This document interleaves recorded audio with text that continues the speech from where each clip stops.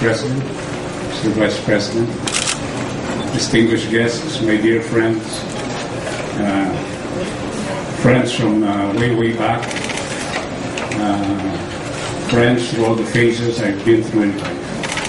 Thank you for being here to share this special occasion, made more special by the presence of the President.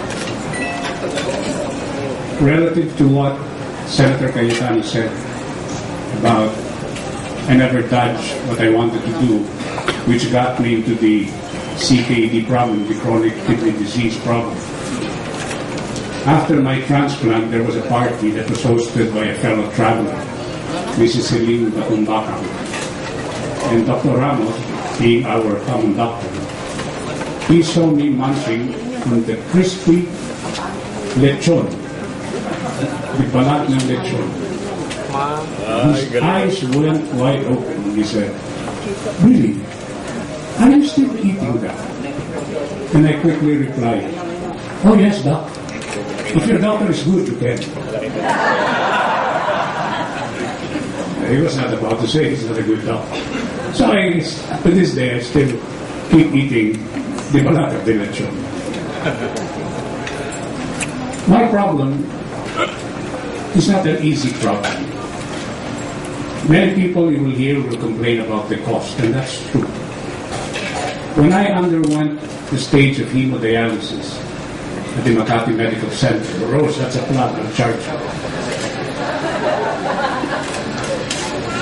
At that time, and I'm sure it has increased since then, I was calculating that our cost for the 2 years I underwent hemodialysis is something like buying a new car every year, the grade of an Altis. So right there and then you realize that this disease can only be afforded by people who belong to the class A, B, upper C socioeconomic strata. And that's true because according to global data, about $1 trillion are now spent globally to treat the disease of chronic kidney, also known as end-stage renal failure. Now, even many countries are sharing that. That is a big strain even on the budget, the health budget of a developed country. There are easily 100 million people in the world who are affected by chronic kidney disease. And in the Philippines, it's now known to be the 10th leading cause of Filipino mortality. 10,000 enter the stage every year, and they need to undergo dialysis. I was very fortunate that I had a very good friend. Her name is Trinidad Tabi Fernandez. Now, by the name Tabi, you know exactly that she's of the foodie variety, just like me. She's a good friend of Maria Montelibano. And Tabi and I would even go to places in the world just to eat and fulfill our passion for food. One time during the last state visit of President Cory, this was the ministers' meeting in Singapore, Ted Benigno couldn't believe what we were doing. We went to this very nice seaside Chinese restaurant in Singapore. And when the waiter was asking us, "How would you like your oyster? Natural or sizzling?" And we would reply, "Both." There were about 2 other dishes, and our reply would be both. So Teddy was saying, "I cannot believe my ears." And then when he saw us eating, he said, "Now I cannot believe my eyes." Tabi and I got our just desserts. But lucky for me, Tabi entered the stage of chronic kidney disease about a year ahead of me. So she became some sort of a guide because she's a communicator. That's why she was working with Maria Montelibano at RTBM during the time of President Cory. And we would email each other. At that time she was already living with her sisters in New York. And she would explain to me what she's undergoing because she knows in due time I will be having to undergo hemodialysis because my creatinine already broke through the 2.0 barrier, and that's constantly just going up. And you wait for it to hit about 5 or 6, and then you have to go for hemodialysis. So I had this insight from somebody who knew how to write and who studied her problem. And so I was ahead of what I was going to be experiencing. And by God, it was very helpful for me. So later on, what happened was a lot of friends, they were sending me emails asking, how are you? They realized that end-stage renal failure of chronic kidney disease is a terminal disease. It's just a matter of time when you will go. I think a lot of my friends could not wait until I went. I was bombarded every day about how are you, what did you have today, and so forth and so on. So I realized after a time that I was making some sort of a diary, and since it was an outlet for sharing, I did what Abby was doing. And they enjoyed it. They gave me feedback. I never realized a disease could be so entertaining. So I accumulated a lot of it. And later on, when some doctors found out, they said, we think you should write a book. Because you have the gift of having gone through it. You are a ringside seat for somebody with a disease, a first-hand experience. And you have the gift for writing. And so, it took me a little time, but I got onto it, and finally, with the help of Dr. Ramos, who corrected the medical terms, I had to ask him to do it because I might kill somebody if I put in something and it followed and it was wrong. This is a deadly disease. And that's how it came about that we got to writing this book. So just as I was gifted by having a friend like Tommy, I now hope to be a light to the others in the world who are suffering the same thing. Well, in so doing, I'm hoping that every person I help gets to remove a demerit I have up there and add up to the merit. When you're a senior, you have to think about these things already.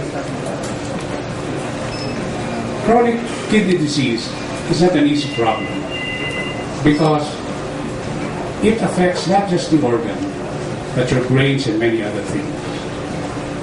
I tell you, there are periods when I felt like I would prefer to pray to go than to stay. When you're having hemodialysis, you feel like you've lost 3 days of your life. The day when you have to go for hemodialysis. I wake up in the morning, my wife packs my picnic lunch because the beautiful thing about dialysis, you can eat all you want in the first 2 hours. So everything that was bawal, not in the first 2 hours, I can eat it. I was the only one who ate caviar at the kidney unit, but since I didn't have champagne, I just had beer with it. And the other patients at the kidney unit thought that we're not supposed to eat until they saw me. So they were asking me, what's that beast doing over there?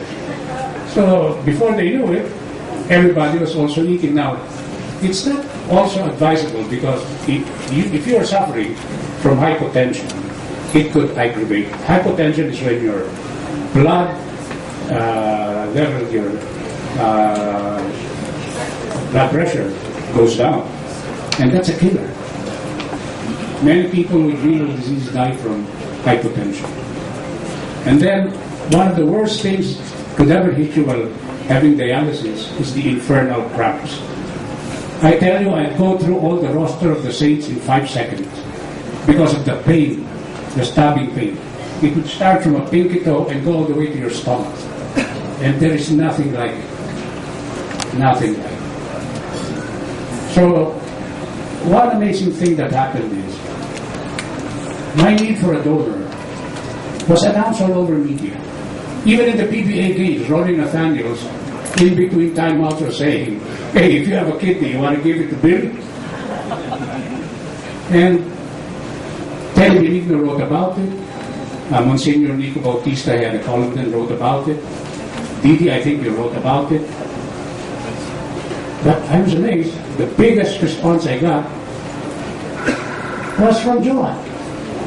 When Joanne wrote about it, I was flooded with inquiries. There were responses from the others, but not at the level you generated. So thank you there, Joanne.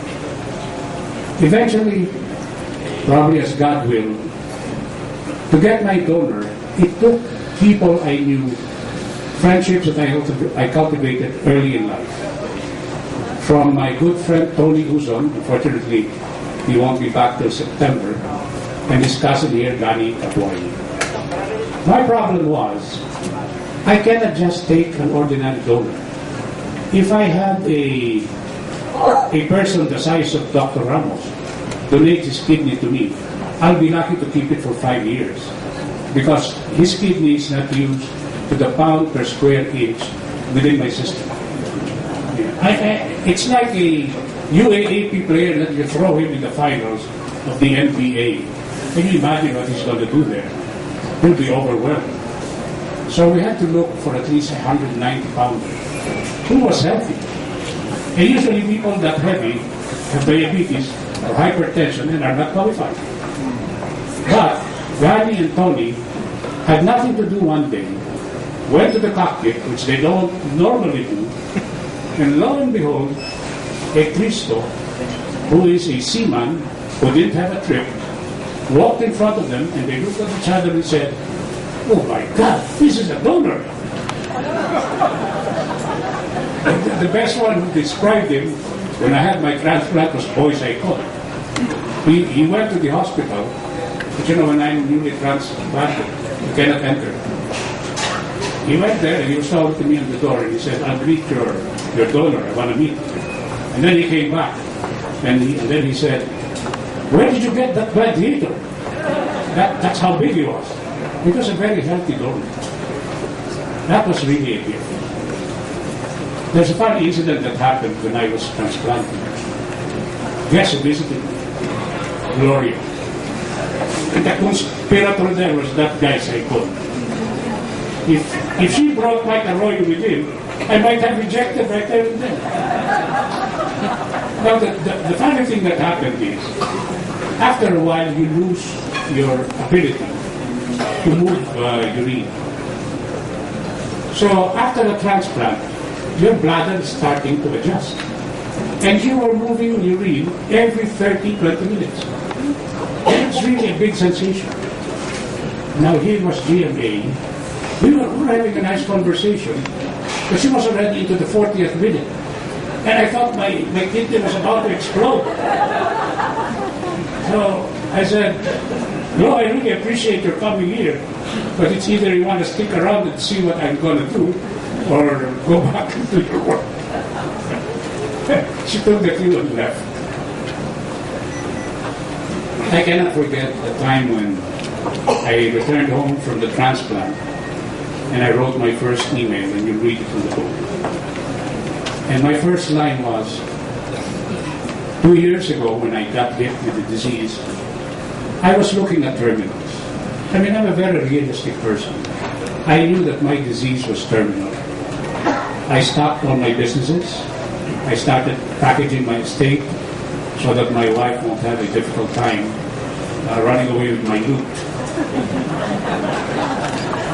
And somehow, my first line was, 2 years ago, I was looking at terminals. Now, I am looking at horizons.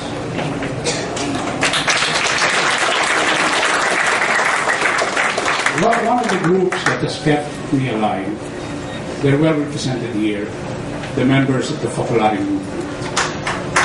Father Cinti, Rhea Square, leaders of the Focolari, they're here. And every time I was in crisis, we would text them, and they would bombard heaven. And I don't know what they have there. They've got a pipeline somewhere. It always worked. Always worked. Ray Asper gave me the inspiration for the closing line of my book. I remember when I was having that almost fatal kidney rejection last June of 2011. Ray was in the hospital and he observed so many people coming to see me, and then he sent me an SMS message later on, and he said, you, Billy, in good health, pushed a lot of people to join many of the things you advocated. Now in sickness, you pushed a lot of people to love. Thank you, Ray, for that closing. Again, thank you to all of you. This is a special day for me, and you're all special.